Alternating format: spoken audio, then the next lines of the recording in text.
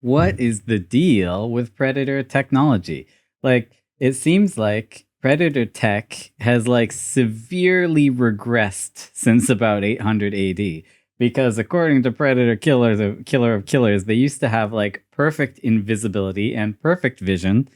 But then, like, nowadays, they've got like garbage invisibility and like they can't see at all. Like, they've got the worst vision of any species ever that ever evolved eyes. Well, here's the thing. Their eyes are, if you look at them, are really recessed in their head. Mostly because of the fact that it's a person in a mask playing it. So most also, aliens yeah. you see in movies have very recessed eyes in their head. But also, I think that definitely must make it so they have bad vision, and they have to rely on masks to give them worse vision. Whoa. That explains it. I mean, okay, I like the idea of predators having bad vision, but vision that's on a different spectrum from ours, because I think that's cool. I think that's very sci-fi. It makes sense that like an animal that evolved to not depend on its vision as much probably just evolved pretty simple vision, but maybe in a different spectrum that's more useful, like infrared, right? Like maybe seeing heat is more useful to them, but they don't need to see it very well because they rely on, I don't know, hearing and the smell. And maybe they even have other senses that we don't know about. Who knows? But I think that's cool. I think it's interesting. I've never understood why their masks make their vision worse. And that's always the case. Their masks always give them worse vision. In fact, that's my favorite Predator super ability is bad vision, right behind the ability to badly mimic people. Both of those are like their key superpowers that get a lot of use in the Predator franchise. It doesn't seem like it would be useful to have a mask that lets you see heat but makes everything else invisible. Well, I mean, no, it's a handicap. That's their way of making the fight harder, right? Like they want it to be a challenge. Too so easy. it's like putting on You're a right. blindfold. Yeah. They're like, I can beat these dang old humans blindfolded. Wow. That's what they do, I'm sure. Real question before we get too far into this. Who do you think would win in a fight? An alien or a predator? And by alien, I mean a xenomorph.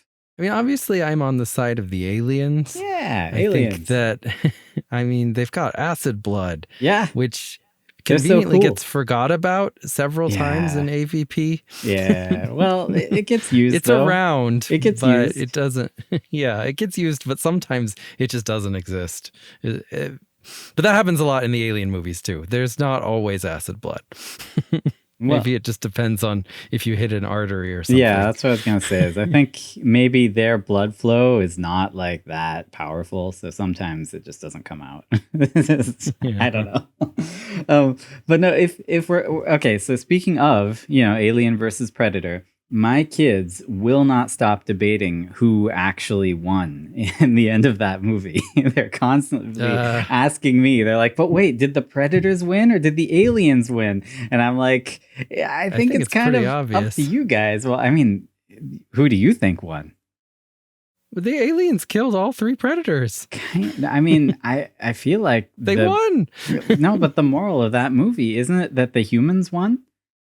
Well, yeah, the humans always win, though. Yeah, I know. I mean, that's the moral of all the movies. Right. So, no, I agree. Taking the humans out of the equation, the aliens clearly won. They killed all the predators and overrun the predator ship. But wait, Alien versus Predator Requiem has the predator come back and kill all the aliens. So doesn't that mean they won? Didn't the predators win in the end? Well, yeah, we'll talk about AVP Requiem. I may be in the minority, but I really like Alien versus Predator. I think it's a great movie. I enjoy the crap out of it. I think it's fun. I think it's scary. I think it's action-packed. It is like one of the perfect, Alien and one of the perfect Predator movies, like all at once. I don't mind that the predators are kind of wussies that just like freaking die. I don't mind. That's great. Well, because just look at the alien, look at the predator. Which one do you want to win? And I'm talking predator I love without predators. the mask. Predators are awesome. Predators are They're great. ugly. They're so not cool looking. I know. Well, I mean, I'm partial to aliens. One was designed by H.R. Giger. Exactly. I mean, one of them has acid blood. The other one has glow-in-the-dark neon blood that just like gives it away. Doesn't do anything. Yeah, it sucks. Stupid blood. I mean, yeah. I think aliens or xenomorphs are just cooler. I will also say, no, actually, I was going to say xenomorphs are probably more convoluted. What with, like different kinds that, were produced by different animals, being infected. And There's different. So many different kinds of predators, though. Well, that's what I was going to say, is predators have the same problem. We've got predators. We've got what were they in the predators? Those weren't regular predators. They were like ultra predators or something, which it doesn't actually mean they're better than predators, just different. They're just a different kind of predator. Then there's. Well, I mean, that's the thing is every time a new movie comes along and the predators are acting different than they normally do, the explanation is this is a different clan. They're a different clan. Yeah. Well, and then we have like the mega predator from The Predator. How did you feel about that guy? Wasn't he cool? I mean, I don't think anyone liked him. No. What was Shane Black doing? What kind of garbage? I don't know, man. Why? And he was probably just thinking. He was so busy thinking of more jokes about vaginas. Oh, dude, jeez, that man's a big pussy. I mean, it's so weird. I gotta say, not all the time, but about 80% of the time, I see the title of The Predator, right? I see that movie's title, like, on the internet or on a sign or something. 80% of the time, it's not. Often. It is Shane Black's The Predator. They like put his name as if he's like, I don't know. He's a scapegoat. They don't want to take any of the blame. See, I was thinking like Sid Meier's. They're like acting like he's a mastermind. He's like the driving force behind it. They want to accentuate that it's his creation, but no, you're saying the opposite. You're like they're like, this isn't our predator. This is Shane Black's predator. It has nothing to do with it. That's Shane Black's predator. Whoa. These are the cool predators over here. Dude, don't you just love knowing that every single predator walking around those screens has like a gigantic metal suppository shoved up their anus to make sure they can turn invisible? Isn't that awesome?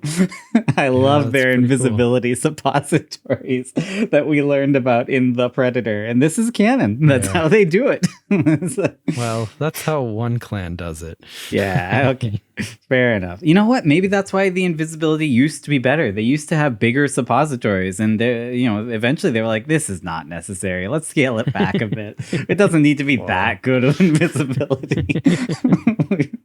I mean, I gotta say, that predator that showed up at the beginning of The Predator of Predators or whatever it's called, that guy was like a Hulk editor. Like that guy was massive. That guy's freaking insane. Definitely could have fit like the ultimate invisibility suppository. Well, and he clearly had it. His invisibility was good. He was perfect invisibility. He was walking through the snow and you couldn't see a single shimmer. Like never before in any Predator movie has there not even been like a shimmer in the air. That was literally just footprints in the snow from that guy. Hello and welcome to The Popcorn Isn't Real, the podcast where we talk about fan theories. Yes, and mostly about Predator and Alien, oddly enough. Right. We've done 3 episodes, not counting this one, on Predators. And Aliens, right? Right. Well, yeah. We've done more on Alien. I was going to say. So we did the original Predator. Yeah. There's a toxic masculinity. And then we did Predators, which also included The Predator. We've done Alien twice for some reason. Yeah. We did Alien and Dark Star. Oh, Dark Star. So that's a good one. We've done like 4, plus this one, 5 episodes. There you go. On Alien and or Predator. So today we're going to be talking about the entire franchise and all the things that it touches. No. When you say the entire franchise, you're selling it short. We're not talking about a franchise. We're talking about in the entirety of like 4 different franchises. I mean, I'll let you explain it. I just want our listeners to know. Some of them will only touch on a little bit, but we're going to touch on Predator. We're going to touch on the Alien franchise. We are going to touch on the Death Race franchise, and we'll even touch a little bit on the Blade Runner franchise. Right. So the theory for today is that the Predators created a technology boom on Earth that allowed interstellar space travel. stealing tech from the predators is what allowed Weyland Yutani to become so powerful that they were able to shape the face of the earth along with 5 other big companies. Okay, and when you say Weyland Yutani, you mean the company from Alien. The company, yes. Yeah, the company from Alien, Weyland Some people Yutani. might not know it's called Weyland Yutani. Right. Well, they should. That's the theory for today, is that Weyland Yutani, their entire success and the future of the Earth in their universe was based on them stealing technology from the predators and reverse engineering it. Because of this, they believe that aliens are the answer to everything. And that's why they are always in search of more aliens, and they want aliens, and they're going to steal technology and like genetic code from aliens to make things better. No, this makes a lot of sense. Like, the one thing I know about Weyland Yutani is that Mr. Weyland was like basically pursuing immortality, and he was doing this by trying to, number 1, make robots, and number 2, find alien technology. He died doing this while fighting predators. And then he sent a group of people to the stars, to a far off planet where he thought the aliens originated from. That was the Prometheus He was team. right. And he was right. No, and that's the crazy thing, is he was right about everything. Like, they do have like the secret to eternal life and stuff, and they are doing all this genetic research. But then also, and correct me if I'm wrong, but the events of the first Alien movie were also orchestrated by Weyland Yutani, by his company, on purpose to recover those xenomorphs from that planet.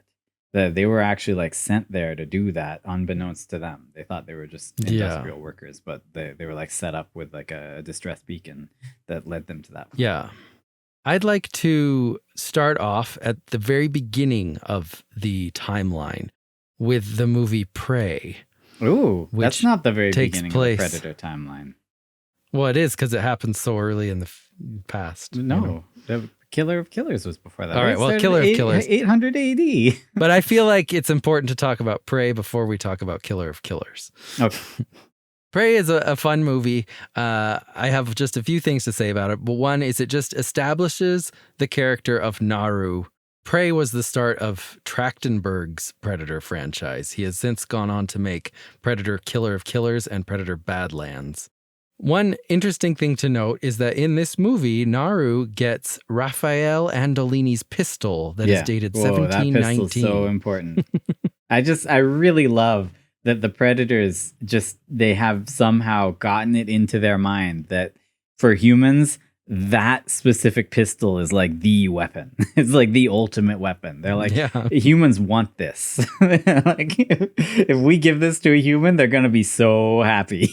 That's what the Predators think for some reason. So in this movie, she actually gets that pistol from Raphael Andolini, who's like a French trapper. Yeah. Now, that conflicts with a comic book that established that there was a different Raphael Andolini who was a pirate captain who gave it to a predator and said, "Take it." Yes. And that's why he thought that that's why he thought that's what you do with it. He's like, you hold this out and say, "Take it." We're referencing Predator 2, by the way. Predators in the City. So in Predator 2, the City Hunter one, Danny Glover, his name is Harrigan, I think. He, at the end, gets a predator, gives him this random pirate flintlock pistol and says, take it.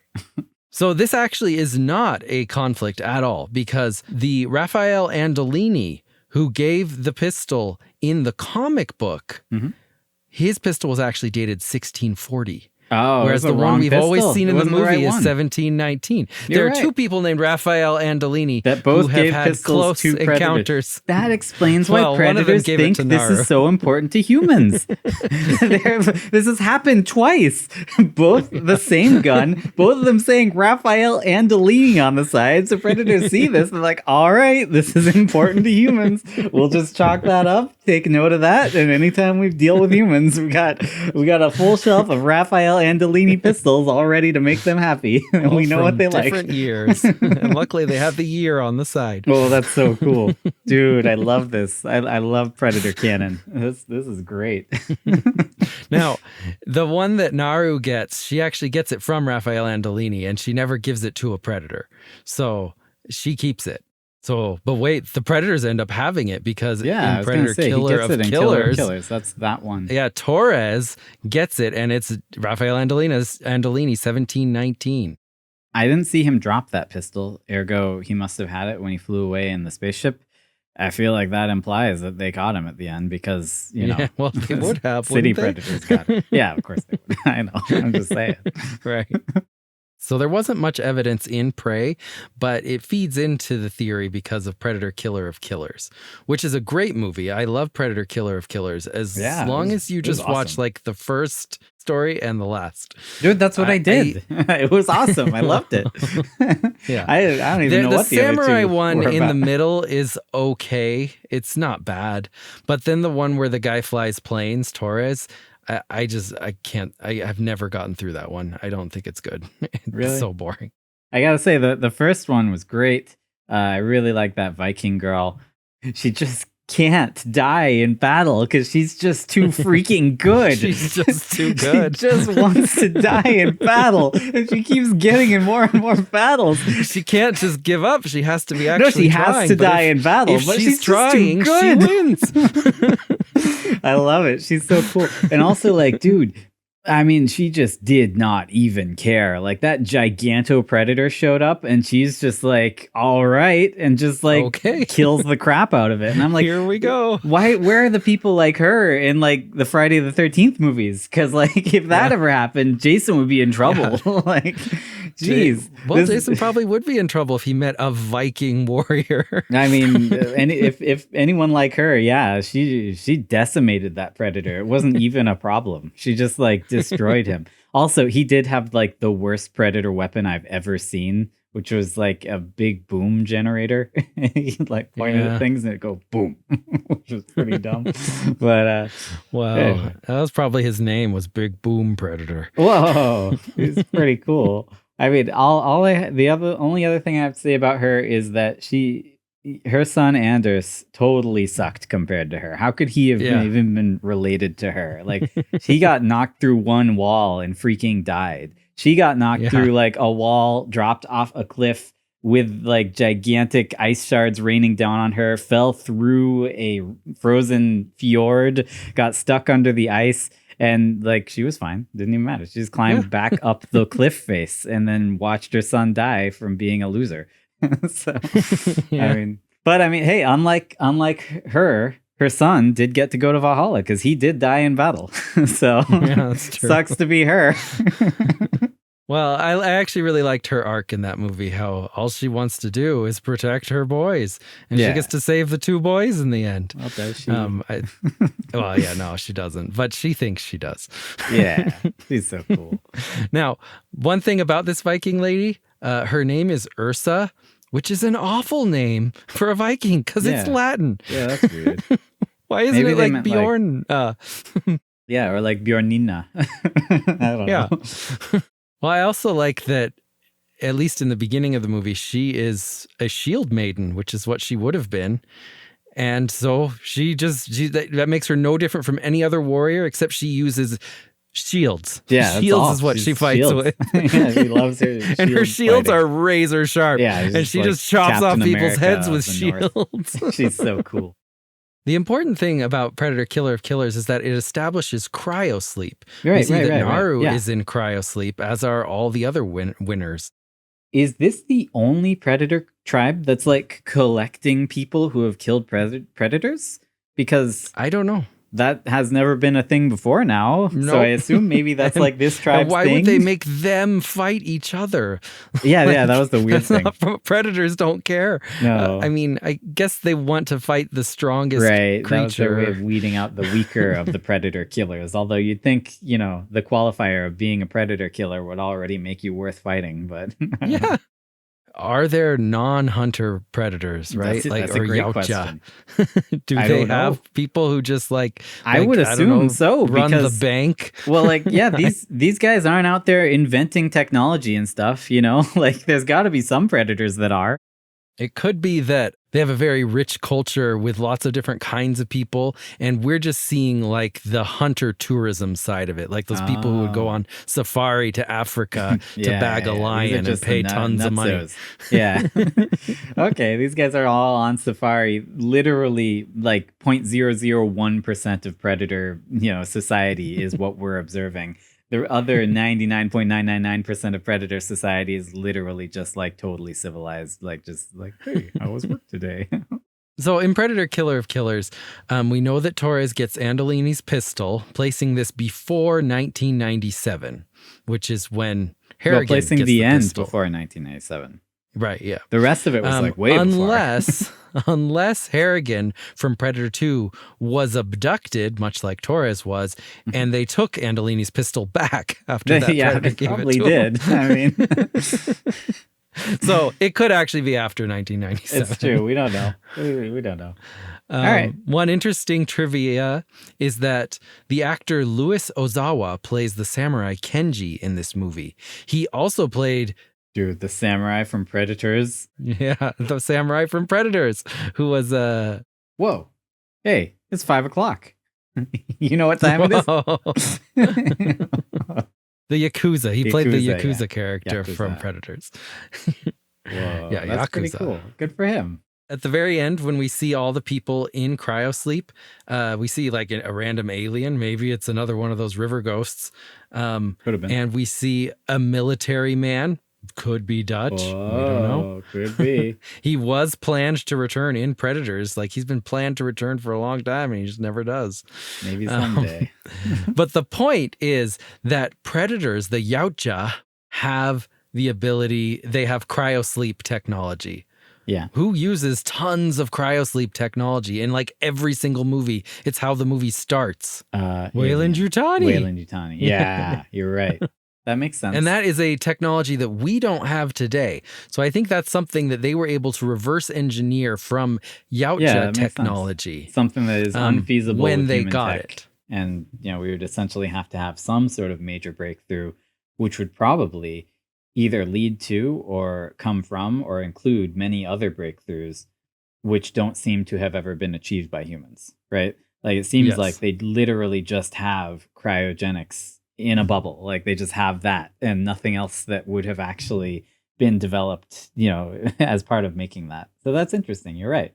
That brings us to AVP, the next one in kind of this timeline. I'm skipping over some of the Predators. Yeah. So we're going chronologically. I get it. Chronologically, not by when they were released, but by when they were set. This film is mostly important because we meet Weyland, a man whose likeness was later used for the Bishop model of synth. On the cover of a magazine, it says that his name is Charles Bishop Weyland, pioneer of modern robotics. So they even took his name for one of the synth models and named him Bishop. He even does the pen thing where he puts it between his fingers, just like Bishop does in Aliens. So what that means is that in 2004, or maybe slightly before, he must have already made a robot and programmed it into the AI that you do this pen thing. And it was just never deleted in any of the updates since. Whoa, dude, it's like one random line of commented code that just stays for, legacy because no one dares to update that line of code. They don't want to break anything else.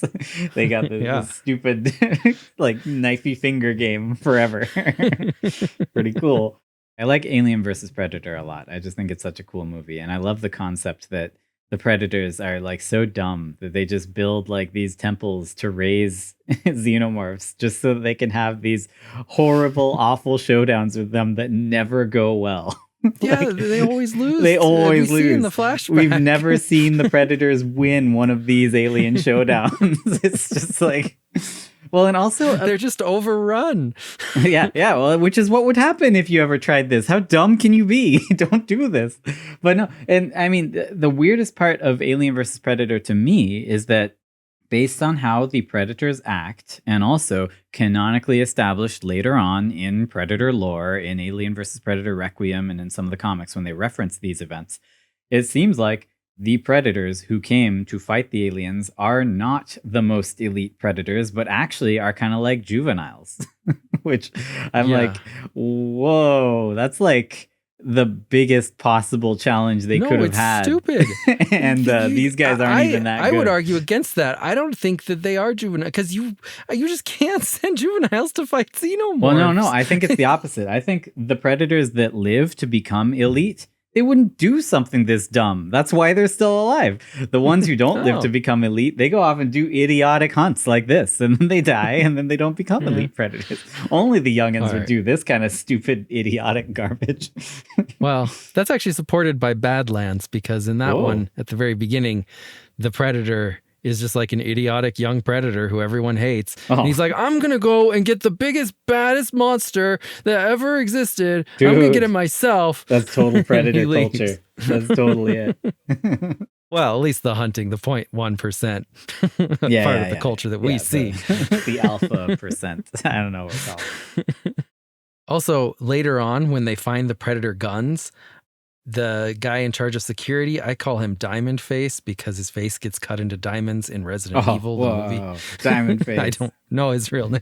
Diamond Face really wants to get those predator guns, and they're basically smaller versions of the laser hole digger that they were so impressed with. Yeah. I think they're already so impressed with predator tech that they just have to get it. And stealing those guns is what causes the whole problem. Yeah. They just left the guns alone. I don't know. I don't think those predators. They were going to get sacrificed to the aliens no matter what.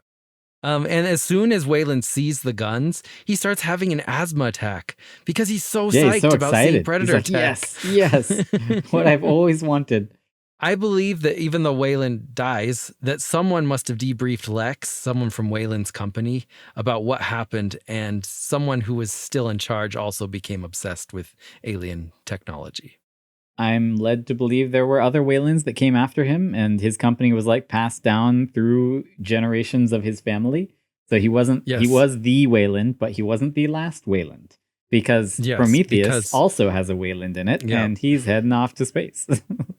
Yeah, he wants to be immortal, and he is probably the great grandson of the one that we saw in AVP. Yeah. So you're saying that they have like a family tradition of hunger for alien tech.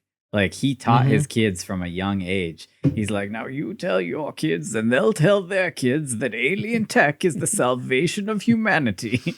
And they were like, yes, Father. Well, I think it started with this legend of Charles Bishop Weyland dying to aliens, as was told them by Lex. And so his son heard that story and was like, whoa, he was killed by alien tech. That's the only thing that could have killed my dad. Wow, we need to get alien tech. Well, you're right, because his dad was just so badass, not like a decrepit, dying, sick old man. I have a bunch of random notes about AVP because it's one of the ones I actually took notes on. All right, let it fly, dude. Let's hear it. I got nothing. Well, I got to say, so the guy with I think it's a Scottish accent, his name is Graham Miller.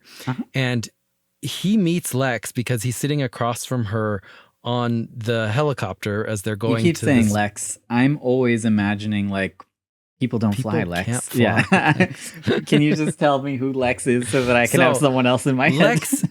Lex is short for, I think her name is Alexa, maybe. She is the main character of AVP. So she's the one who survives, the final girl. Her name is Lex. Yeah, she's great. Yeah, she freaking tattoos her head with acid, just for the fun of it. She's would have eaten through her whole skin. I know. Acid it wouldn't have just stopped. It would have just continued liquefying herself. It's pretty great. I mean, eventually it would have been diluted by her, cellular mush that her skin was turning into, but it wouldn't have felt good, and it wouldn't have just been it goes through 10 levels of the Nostromo. No, it would have kept on going. Oh man, she's crazy, dude. She's that hard-headed. Was trying to kill her. Yeah, he's like, let's see what happens. And then he was impressed because she didn't die. Whoa, she didn't die. I don't want to mess with her. I'll just pretend she's my friend. But Graham Miller is this random Scottish guy who's on the helicopter that's taking Lex to the place where they're gonna meet aliens.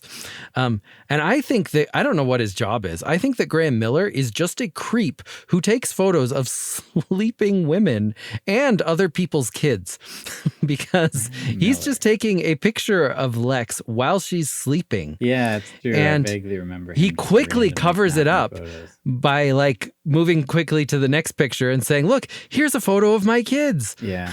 But those aren't his kids because oh, no. First of all, he said he's taking pictures for his kids. Why would they want to see a photo of sleeping Lex?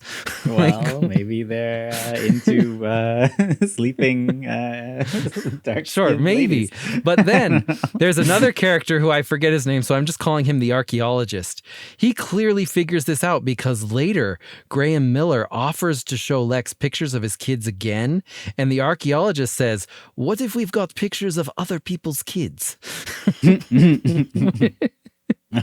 Which is clearly a hint that he knows that Graham Miller just takes pictures of other people's kids. The dude does not have kids. That's weird. And also, their archaeologist that they take, I already mentioned him, the archaeologist who goes with him is awful. He's not like an accredited archaeologist. He's clearly one of those ancient alien hacks.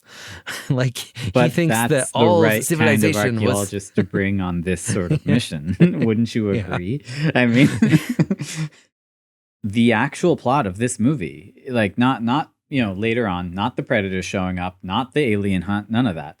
The actual setup for this movie is that Weyland Yutani discovered under the ice there is a potentially alien structure, and he wants to get to it. It's like the plot of The Thing, right? Like he is trying to get to this alien structure, and that's why he brought the ancient alien style archaeologists, is because he believes in aliens, and he wants alien wackos with him. That's evidence that he was already obsessed with aliens. No, he definitely was. I agree. We got our technology of all kind from aliens, so that's where I need to get more. No, I fully agree. And I think that Weyland Yutani had probably either discovered alien tech before this or had already integrated that into part of their plans as a company. It only makes sense. But I'm just saying straight out, for the record, the actual setup of this movie is Weyland saying, hey, there's an ancient alien structure under the ice over there. Let's go find some tech. Well, there is also a character that I like to just call the blonde girl, who's just ridiculously cool. Like, why did they not look at her in their costume design and be like, she's way too cool just to kill her off? Didn't she die like a chump? Didn't she just get an alien down her throat as the very first person and then just die in the sacrifice chamber? I seem to remember that. That's what I'm saying, is someone on their art team should have looked at her and been like, I agree. She was like the looks like the main character. The we need to change what she looks 100%. Like because she just dies like a chump. Yeah. No, I was surprised she did nothing the first time I watched the movie. I was like, oh, she looks like, cool main character kind of girl. Yeah. She's the one who brings a gun and is like, well, it's the same theory as a condom. I'd rather have one and not need it than need one and not have it. At the part where they find the predator guns, the guy, Graham, the Scottish guy, says, this is like finding Moses's DVD collection. I have no idea what that means. Dude, that's so, hilarious. I guess it's like... No, he was trying to say, Moses as in, ancient stuff, but then DVD collection as in, new stuff. But it's so dated because DVDs are, old school now. That's really funny. Yeah. Whoa, that's great. That's Well, we already kind of talked about this, but critics of this movie always defend the predators by saying they were just young predators and that's why they lost. But this test is insane because it can't, how could it be a coming of age? Because this is 3 predators versus 7 aliens, and it's not a good test for them. Every single one dies. Not only do 3 of them die, but one of them manages to get himself impregnated by a facehugger. Yeah, I know. And then all the people on his ship die who are presumably not young upstarts, Right. So all I can say is clearly this test is a choice, and clearly nobody has made that choice for a long time. Probably these are the dumbest predators that have ever lived. There's no predator dumber than these 3 Yautjas, and they are the only ones who would have ever decided to come here. This is literally, they need actual help. Like the predators weren't giving them the kind of mental support they should have had, and instead sent them out to fight the bears that they wanted to fight. Fight the xenomorphs. This movie does have some fun callbacks to Paul W.S. Anderson's Resident Evil movie. By the way, AVP was directed by Paul W.S. Anderson, who directed the Resident Evil movie. And my favorite callback is old Diamond Face dies in the same way he always does, with diamonds on his face. Wow, they throw a razor net over him. He gets a net imprinted into him. I just like, it's the only way you can kill that guy, apparently. I guess that's a cool way to go. So this movie was criticized for several reasons. One of it was being PG-13, of course. I gotta say, though, like, I'm grateful it was PG-13 because we wouldn't have seen it as kids. And then we wouldn't have loved Aliens and Predators so much. No, this was the first quote-unquote scary movie I ever showed to my kids because it was PG-13, and they loved it. They still think it's like the coolest movie out of all the scary movies they've seen. So at the end of this movie, they give Lex a weapon, which they only do when you defeat a predator. So do they think that she killed that predator that the alien queen killed? I mean, you could say that, I guess. Like, it was basically their fault that they didn't get their weapons, and then the aliens came. Yeah, they won. That's true.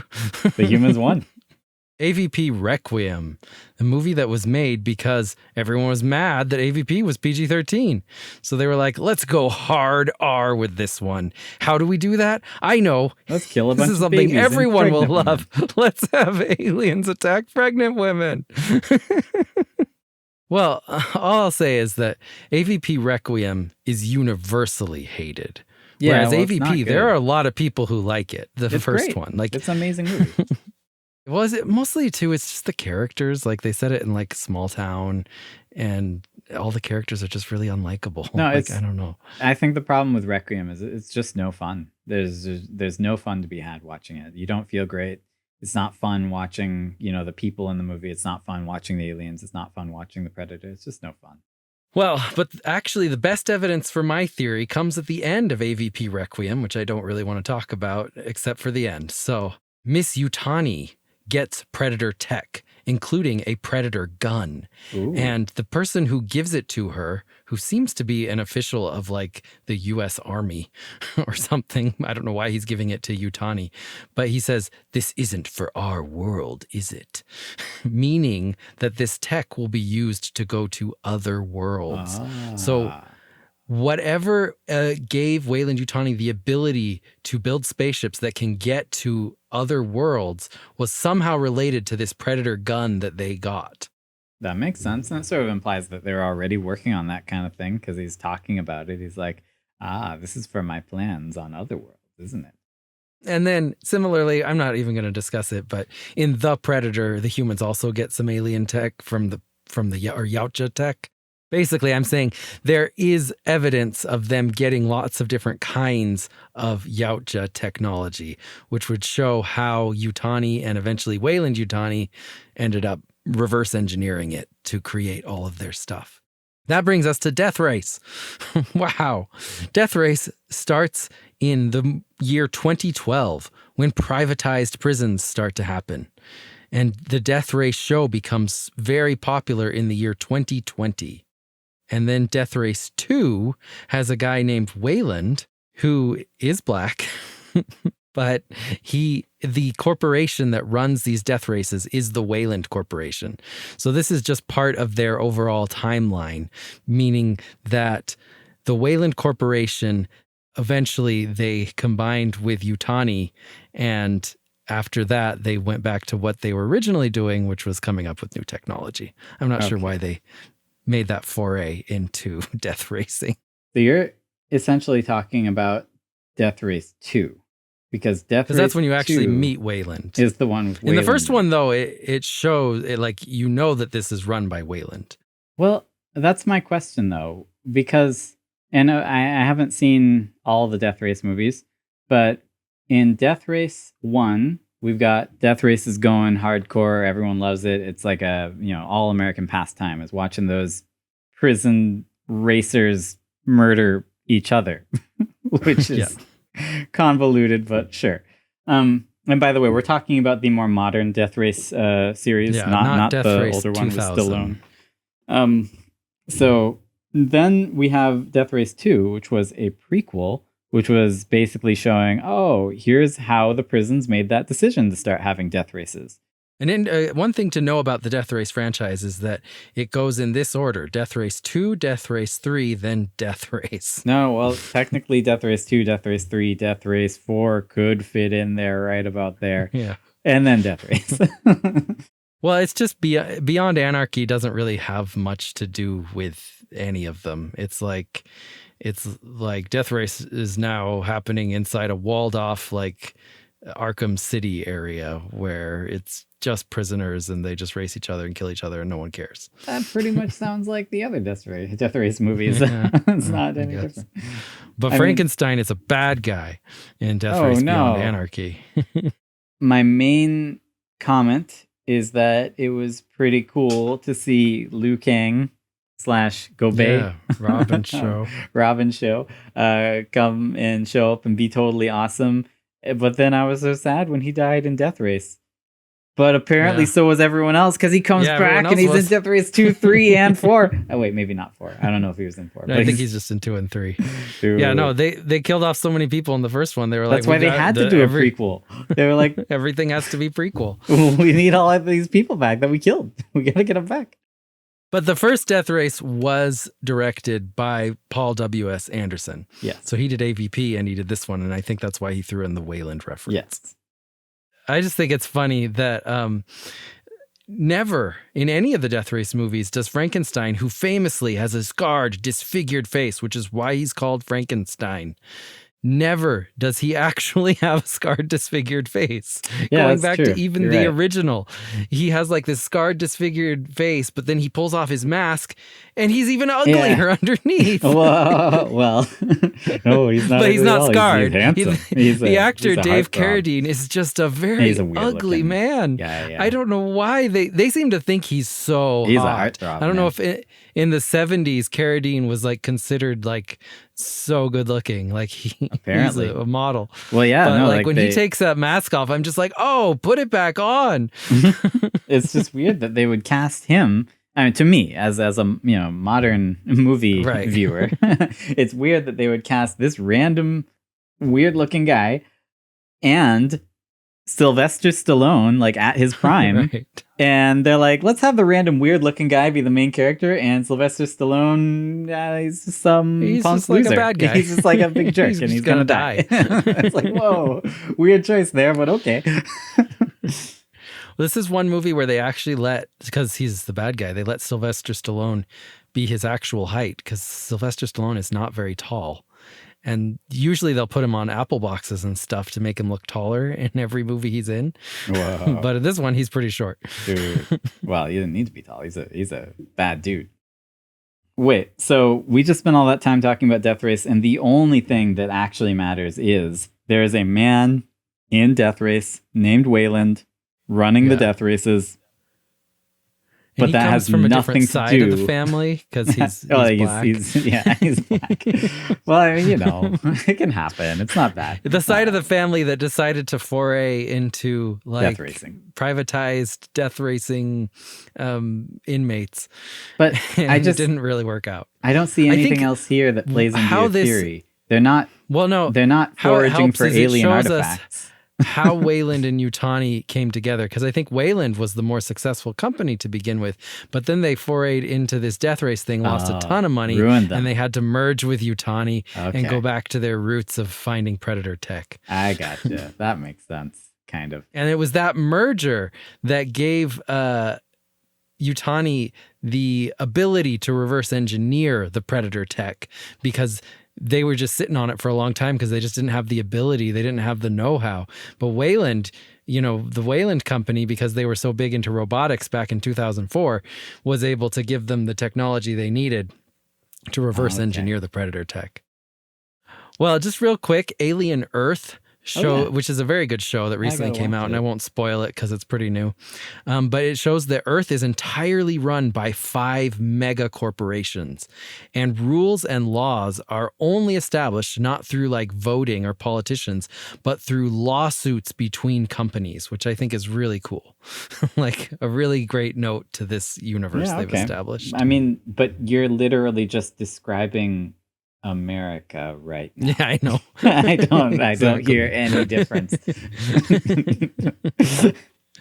Whoa. Are you sure you didn't watch a documentary? Yeah, no, it kind of feels like it. Now, one interesting thing in the show Alien Earth is that Weyland Yutani is out collecting more alien specimens. That's what they do. That's what they do because they got technology from Predator once and they were like, we need to do this more. This is how we're going to advance. And so this ship comes back to Earth with tons of different alien specimens. And it's not just a xenomorph. There's a lot of weird aliens in here. Yeah. And I think what's cool, I think it's a well-written show and the characters are all great and it's well acted. But the most compelling character in Alien Earth is an eyeball squid. Oh, it's like a squid. It's like a big eyeball with tentacles. And I don't know. It's just a compelling character. I don't know exactly what it wants. Sometimes it kind of almost seems like it wants to help the humans, but other times it really wants to kill them. Oh, so I don't know. I'm waiting to see what that eyeball is going to do in season 2. Oh, quick question. When is Alien Earth set? I thought it was after the first Alien movie. It's set before the first Alien movie. But aliens can't make it to Earth before the first Alien movie. I mean, it kind of limits, like, you know that they're going to have to kill all the aliens, right? Like, what the heck? Cover it up. This was supposed to be like more, an expansion of the Alien universe. Right. Setting it before Alien what I thought too. Forces it to not be. That's weird. When I first heard the title, I was like, oh, aliens finally get to Earth. They've been trying to prevent that for the entire series. Well, except for AVP, where aliens definitely got to Earth. Yeah. Well, yeah. But to put it then before Alien kind of removes the stakes because it's no longer like, oh no, what's going to happen? It's like, well, I kind of know at least what's eventually going to happen, right? Mm. That brings us to Prometheus. All right, that's a great movie. Prometheus, I love that movie. Everyone loves that movie. It's like a beloved movie. It like just needlessly added just a ton of lore, just crapped a ton of lore onto the series that was not necessary. Like everything was somewhat complicated, but simple enough that's understandable. And then Prometheus came along and was like, no, you don't understand anything. There's technically even more lore than meets the eye, because at the very beginning, during that whole scene with the architects, in the theatrical version, there's no dialogue. But there's, I believe, I know there's deleted scenes and alternate scenes, and I think there's even an extended version which includes some of those scenes where there is dialogue and there's like subtitles and there's like this whole story of them telling this whole like ceremony that they're doing to like populate this world with their DNA to seed it and start it growing and supporting life and stuff. And they're saying why they're doing this. So, I mean, there's like lore within lore, and all of that is like makes the canon. Engineer die. Yeah, well, he's that committed. He wants to start life on this planet. Well, and this, I just think it's so weird that they have this thing, this Promethean fire is what it's called, but it's basically just black oil. Yeah, and it can make all kinds of life, just every kind of life.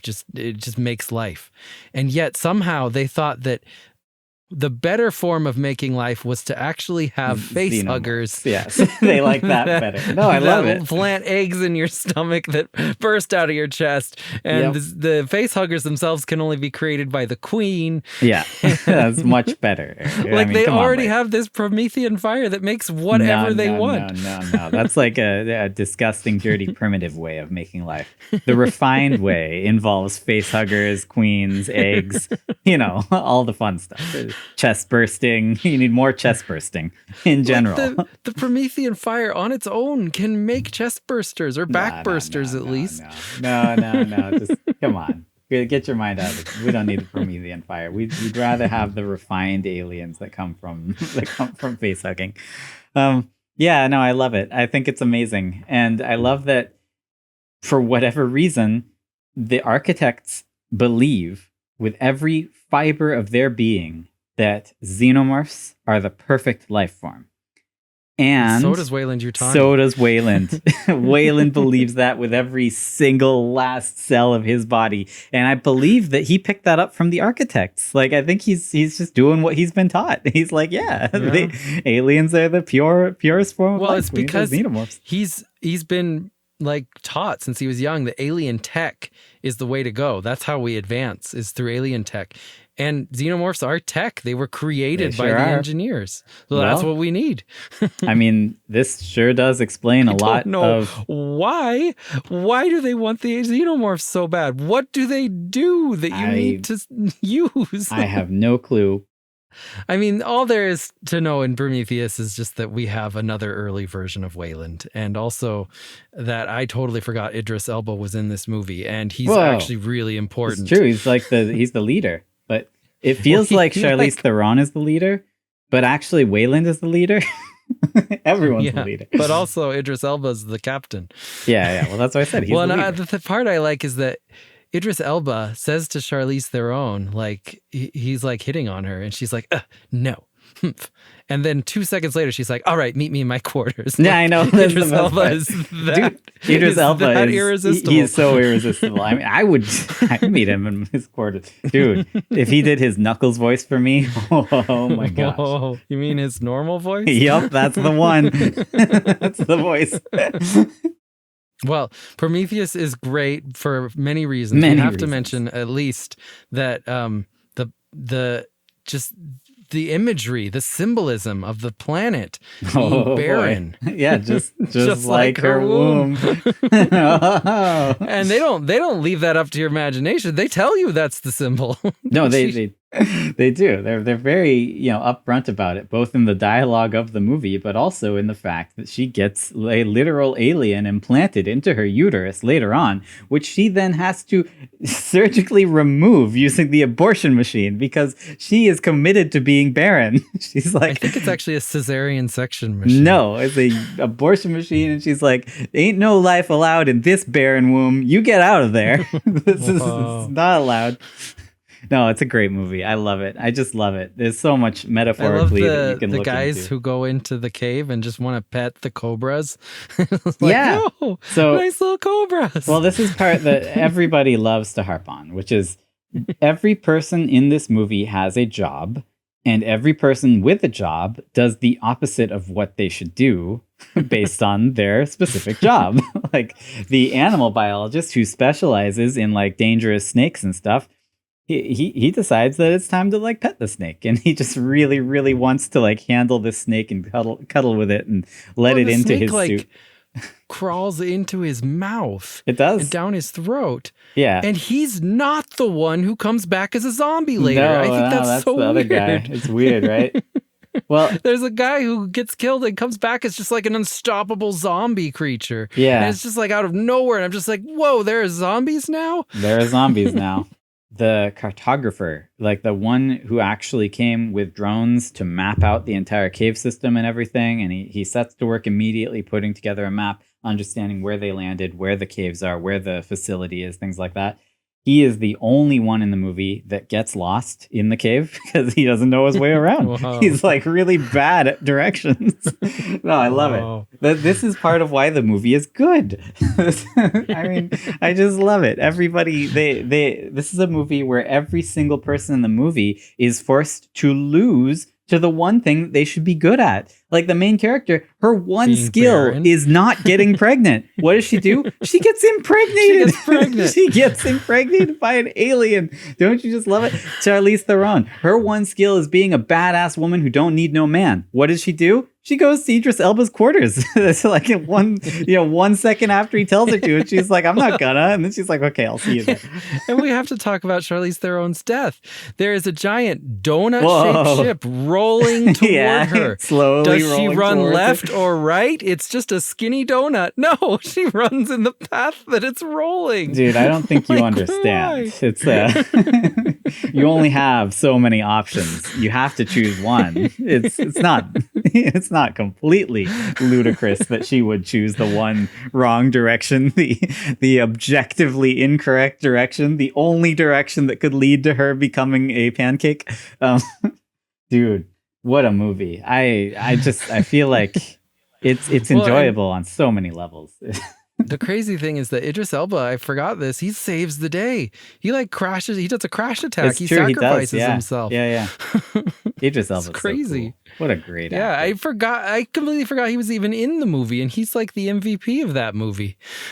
Well, I mean, how do you feel about Weyland waking up the architect? I don't remember. Did they resurrect it or wake it up or like genetically clone it? Was it a clone? I feel like it might have been a clone. They bring back to life its head. Yeah.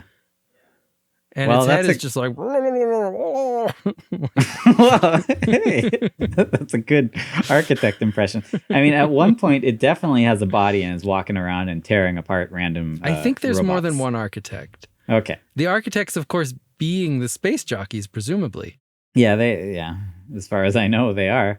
But they don't look anything like the space jockeys. No. So this is another great part of the movie, though.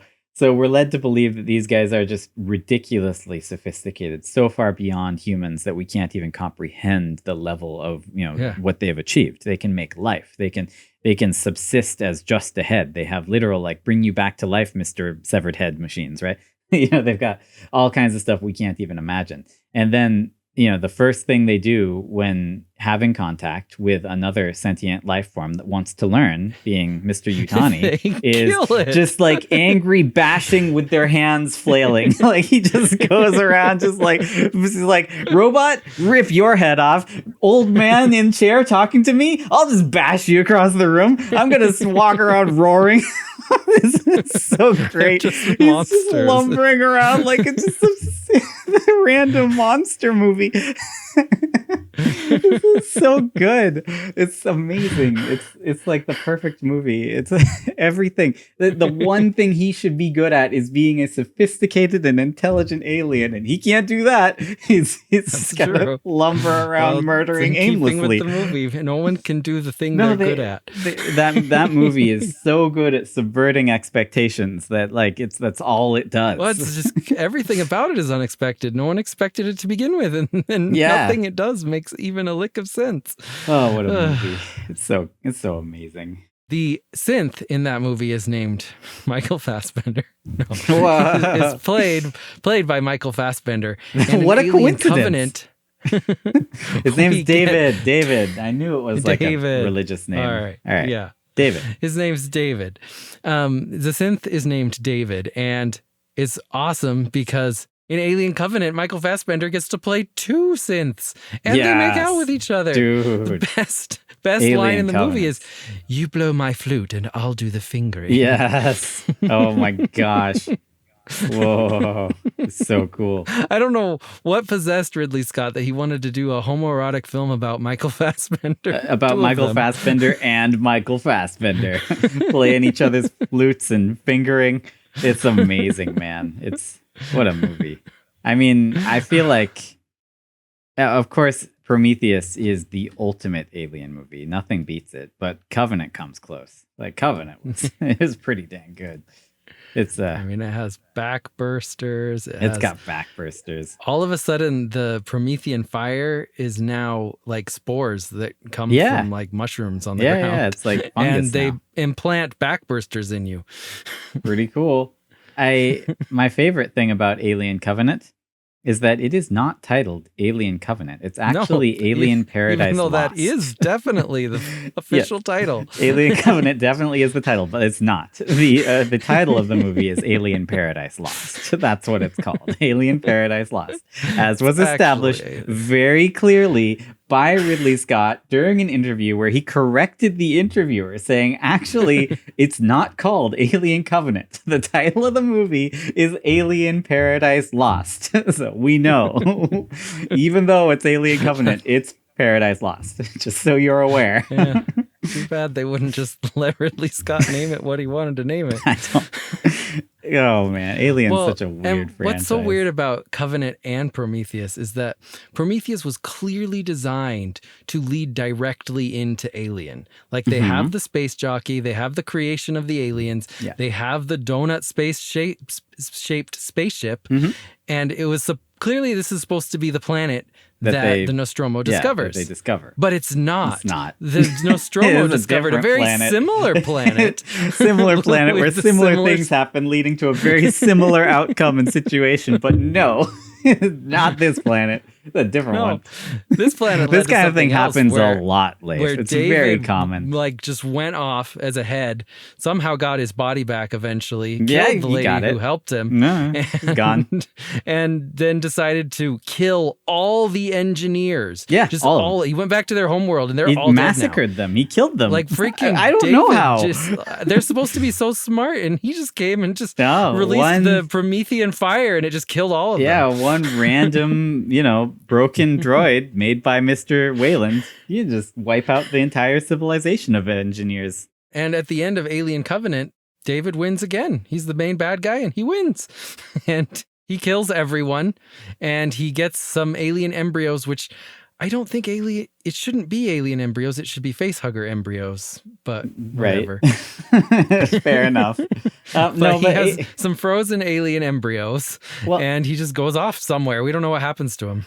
That brings us to Alien Romulus, which I do have notes on. I think Alien Romulus is probably the most important alien movie for your theory, right? Like, this is where we learn that there's a special protocol that the androids enter into whenever it's time to secure and deliver alien life.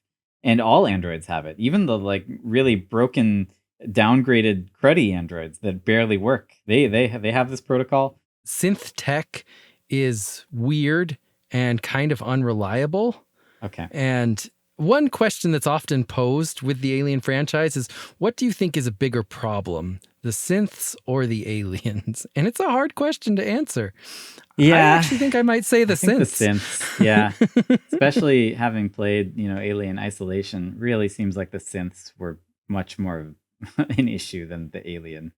First of all, I want to say that Alien Romulus, unlike, all the praise we've gushed upon Prometheus, Alien Romulus is actually a good movie. Yeah, it's legit. It's such a good alien movie.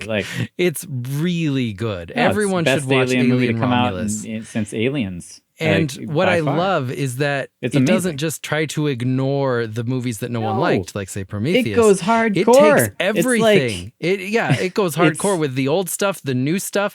It talks about the Promethean fire and somehow manages to make it all make sense. Yeah, it is so reverent to the lore of Alien franchise. It is the most reverent towards the lore that any alien movie has ever been. Most alien movies come out and they're all about utterly doing whatever they freaking feel like, Alien Resurrection, for example. Who knows what was going on in that movie, right? But now it all makes sense with between Prometheus and Romulus filling in the gaps. I think we've got a pretty clear idea of what's actually happening.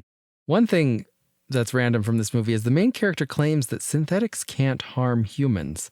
I don't know where she got that information because it could not be more incorrect. It's probably all they do is harm humans. Probably propaganda. That's what the company says, and then she's just repeating it. Kate is the pregnant character, and she just wants to go somewhere where her baby can see the sun. And the baby does get to see the sun briefly before it dies. Does. You're right. I feel like it's a relatively new movie. So, if you don't want it to be spoiled, then turn off the podcast now. But sure. Spoiler alert. So do you think that baby would have grown up to be a engineer? I like how it looks kind of like an engineer. I like that they added I that love to it. They did great. Going back to them being reverent of everything. They tie Prometheus into it. Yeah. And he looks just like that crazy engineer flailing around killing everybody on planet Prometheus. It's great. I love it. And I think when the baby's born, or at least some point during this movie, it plays the Prometheus theme in the background. Oh, that's so cool. Oh, what a good movie. Or maybe it's when they show the Promethean fire, it does that. And I love how when the brother android. So the main character, she has a brother who's actually a synth. Yeah. And he kind of has like a stutter, like he's defective. But as soon as he gets upgraded they meet a copy of Ash on the space station, and he gets upgraded essentially with Ash's brain. All of a sudden, the actor, who is just so good, starts the brother android. He's amazing. He starts doing like a perfect, like evil synth impression. Like he sounds like Michael Fassbender he's talking doing like David. It's amazing. He's a great actor. He's legit. I loved how they introduced an auto-aim gun and Yeah. immediately say, but these guns are just to scare the creatures and we don't actually want to hit them or we'll die because of the acid blood. So the auto-aim, this is the one situation where it would be a complete hindrance and not a help at all. Well, I was So it's like they're saying, you'll never miss, but please don't hit. Don't hit. Yeah. No, I was just about to say that literally, I was just going to say they even brought back the smart gun. That's those auto-aim guns. They're called smart guns. They were from Aliens, and then they've appeared in all the Alien video games as well since then. That they digitally recreated Sir Ian Holm as Ash. Like, that's just amazing. I sure hope they paid his family for that. Yeah, I'm sure they did. And he even says, I can't lie about your chances, but you have my sympathies. It's just amazing. I loved that they even had a reference to Star Trek, The Undiscovered Country, with the scene with floating blood, which is, of course, my favorite Star Trek movie, where there's the floating purple blood everywhere. I love that. But they did it in this movie, too. But it's bad blood. It's acid blood. You got to avoid the acid blood. Whoa. Well, I mean, to be fair, I would have avoided that Klingon blood, too, because it was all weirdly colored. Just a brief note about Alien and Aliens. The Blade Runner connection is that Dallas, we find out in Aliens, Dallas, the captain of the Nostromo, used to work for the Tyrell Corporation. Okay. Meaning that Blade Runner is in the same universe because that's the company that made replicants. Now, I think that the Tyrell Corporation started making replicants, but they were a failure. Like, they're bad. You have to hunt down replicants. They weren't based on alien tech. You know, they didn't have the advantage. And I think that's Weyland why did. the company folded. And Weyland Yutani was like, hey, we got this. And they made better versions called synths. That makes sense. Though they are still very unreliable. I can buy it.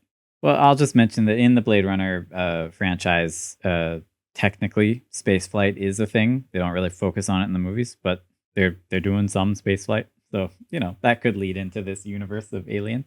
But also, I do have to comment that, as we established, you need two smoking guns to tie two cinematic universes together. We've got the Tyrell Corporation. Do we have anything else? We got Ridley Scott. Oh, wait. Did Ridley Scott make Blade Runner? Yes, very famously. Dude. It's like... why haven't I watched Blade Runner? I got to watch this movie. Yeah, you're right. That was Ridley Scott. I knew that. But Blade Runner happens very early on in the chronology. Like I forget what year it happens, but it's like in the 2000s. So that's why replicants had time to fail, and then they made synths.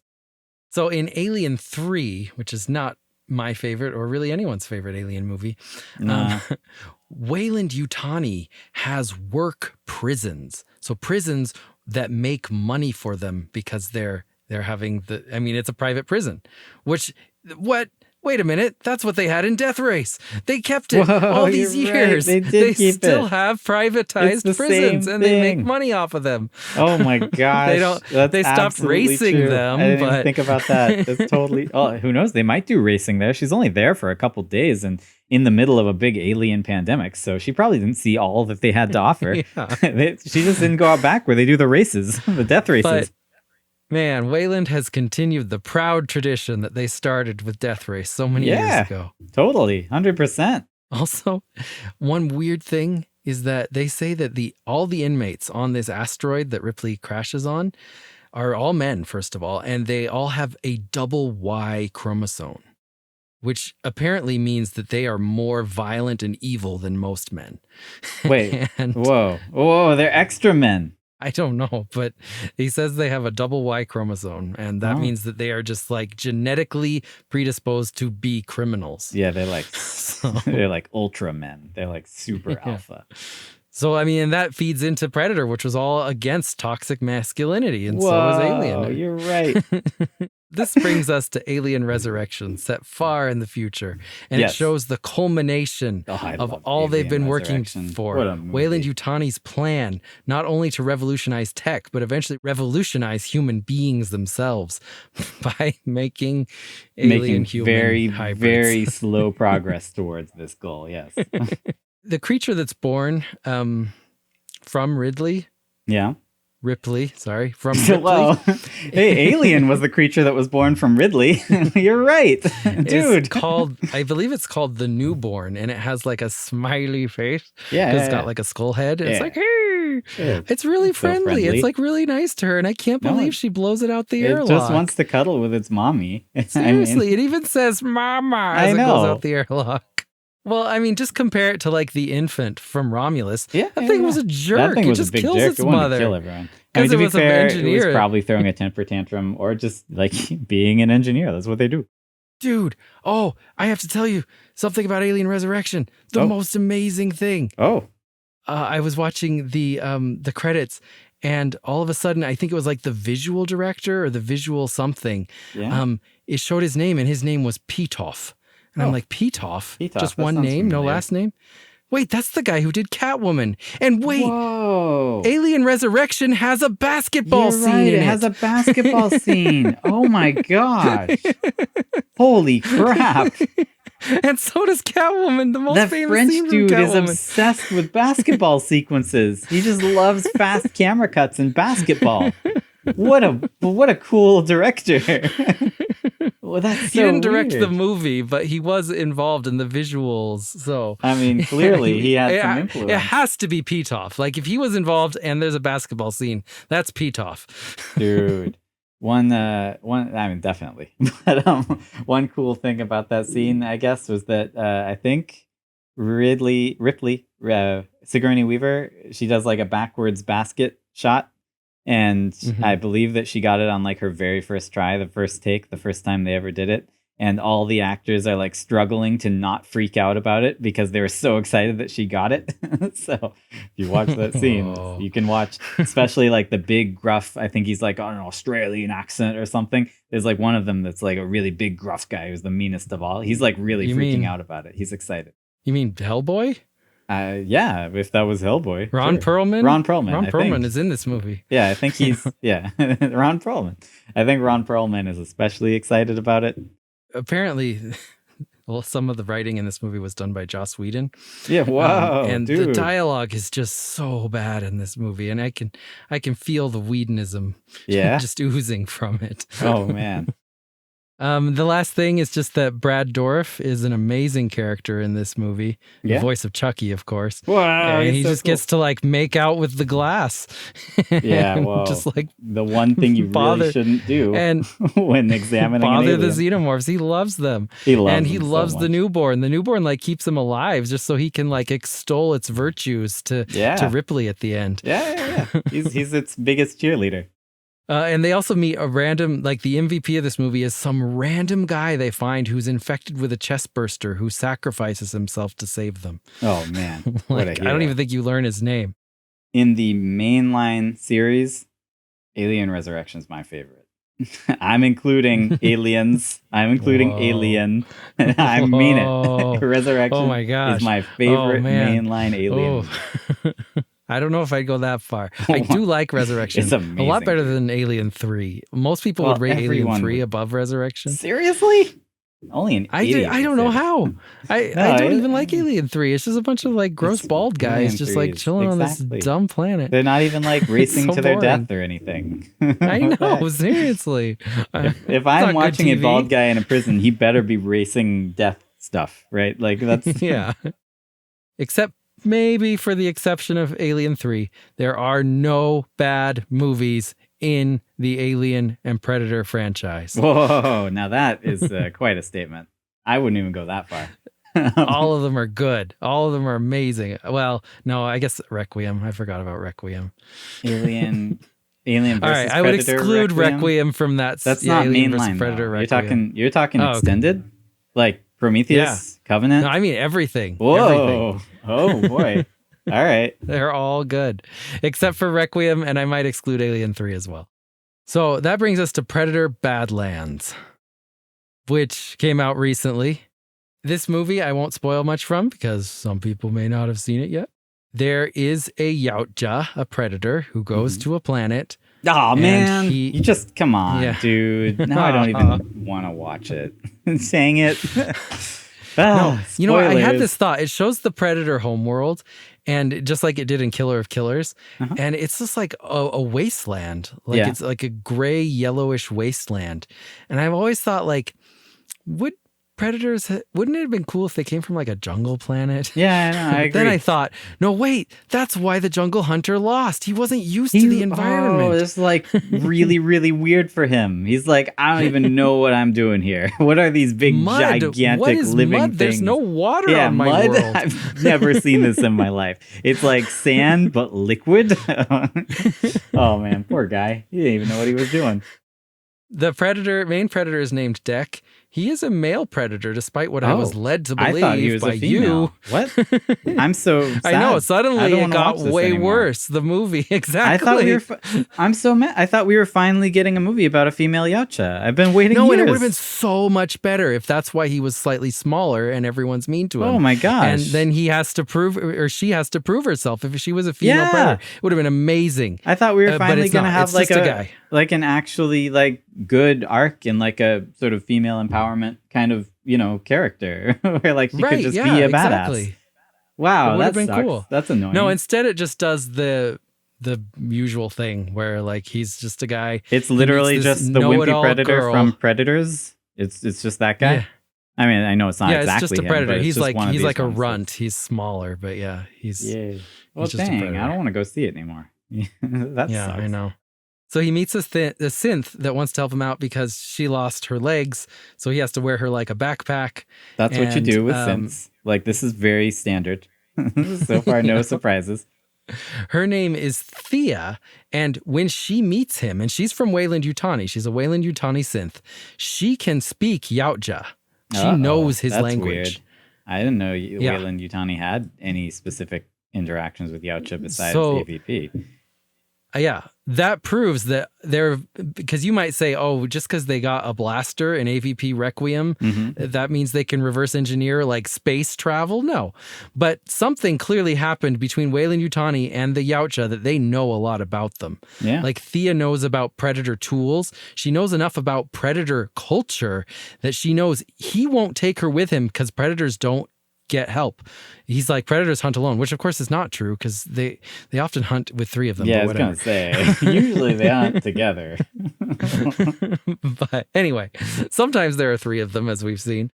She knows enough that she compares herself. She's like, I am a synth, so I am just a tool. So you can take me with you because predators use tools. That's correct. And she knows about predator tools specifically because, predator technology. That's like something that Weyland Yutani cares about.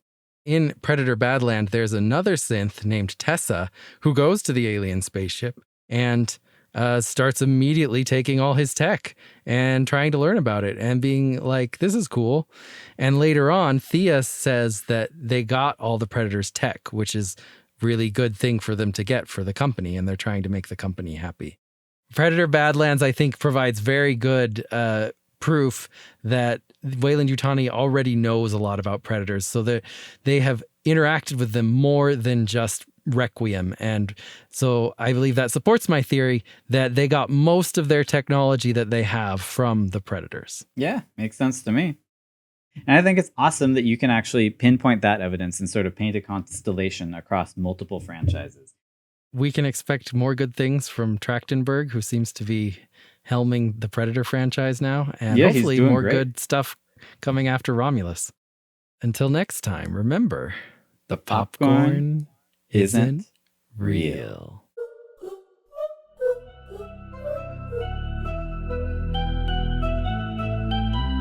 In a world of shadows and dreams, nothing is quite what it seems. We're the fools in a midnight reel. The popcorn isn't real.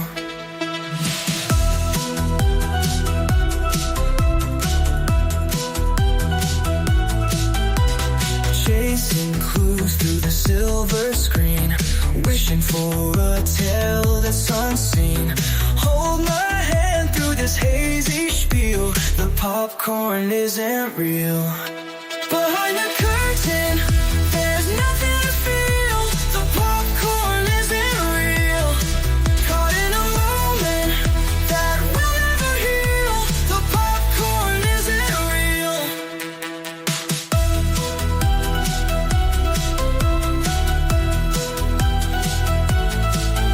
We craft a fiction within fiction's mind, searching for secrets we'll never find. Every clue just a future we steal. The popcorn isn't real. We whisper theories, but they all fade. A fleeting ghost in a midnight parade, holding on to that surreal's appeal.